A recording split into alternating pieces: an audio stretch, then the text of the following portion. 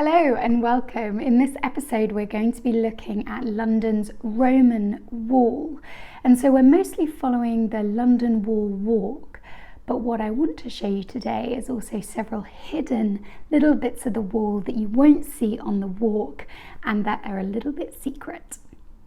If you're new, I'm Katie, your guide to London's hidden history.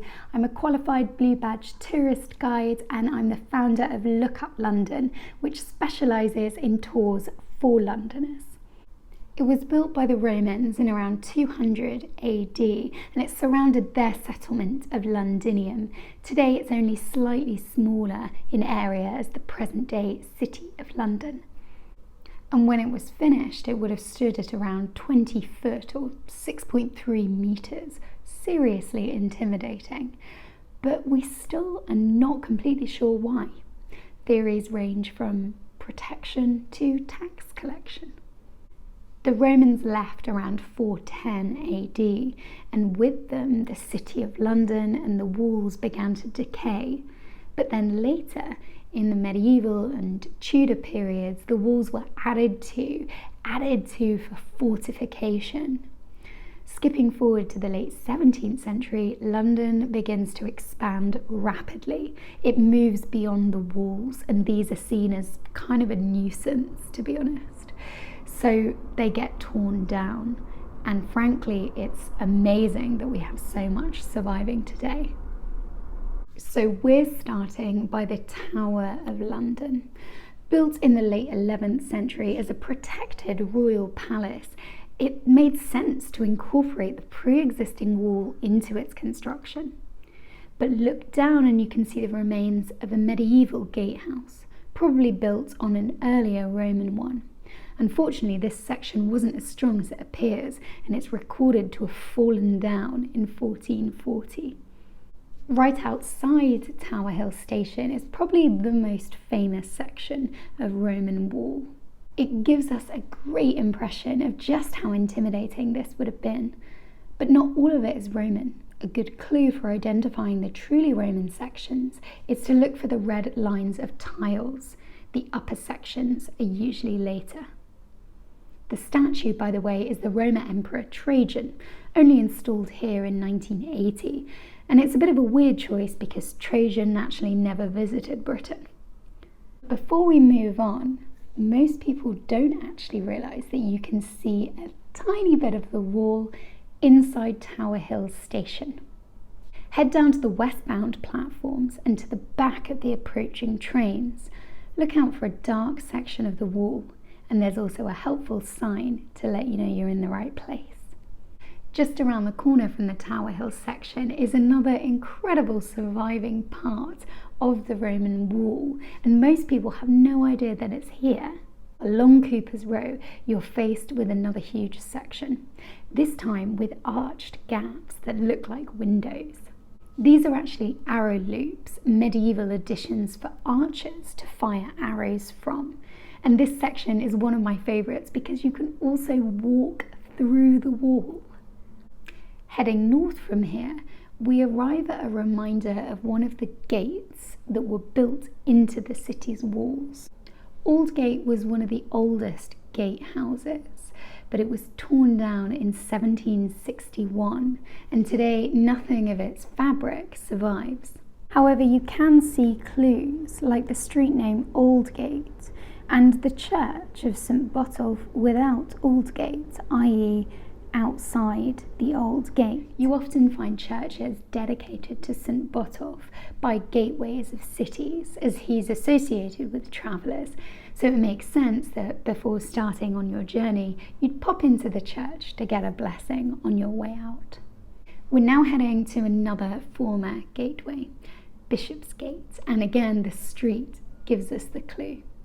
But another little detail to look out for is the mitre, the bishop's hat, which is embedded into a modern building. We also have another St Botolph church, this time St Botolph without, i.e. outside, Bishopsgate. We're now heading along an aptly named street, London Wall, and this loosely follows the Roman Wall's path. Just up ahead, you can see All Hallows London Wall. The current church dates from the 18th century, but an earlier version would have been built right up against the Roman wall. The wall that you can see today is mostly 18th century, although it's thought that there are some medieval parts near the church door. But part of the church is actually built on top of Roman foundations, and because of this, it has a peculiar feature inside. The pulpit can only be accessed from outside the north wall of the church. Further up London Wall, you have another reminder of a historic gateway, Moor Gate. But for more exciting visible parts, you want to plough on ahead to get to Salter's Garden. It's looked after by the Worshipful Company of Salters, who were given their royal charter in 1394.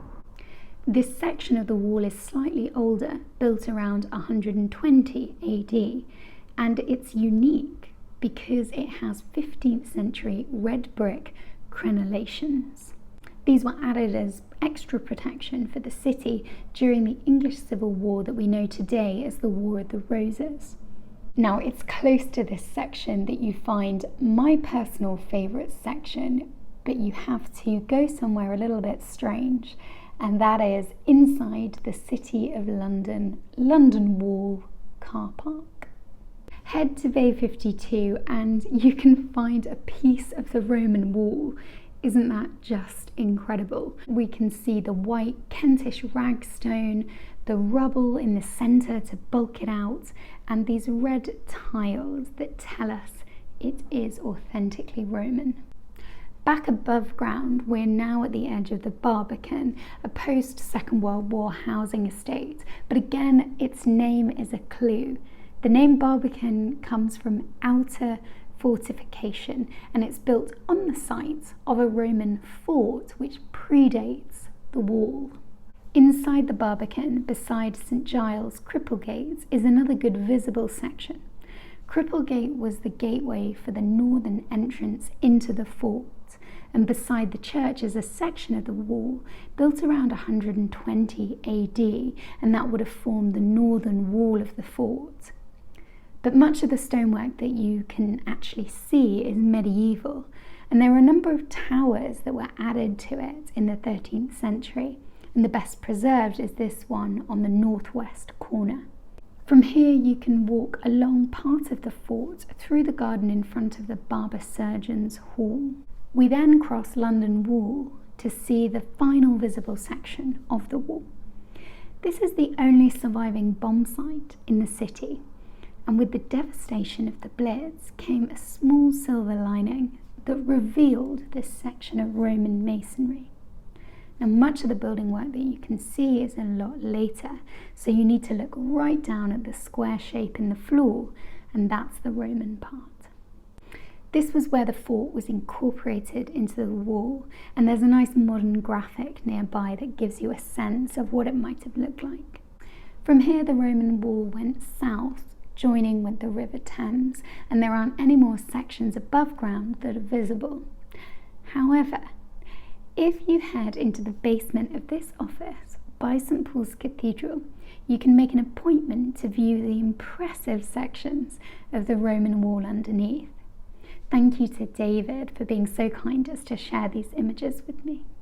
Above ground, the final two visible clues are for gateways and the City of London blue plaques that mark their former position. We can see Newgate, formerly the site of a prison, but now the Central Criminal Court, aka the Old Bailey. Then on Ludgate Hill that leads up to St Paul's Cathedral, you can find a plaque for the former Ludgate.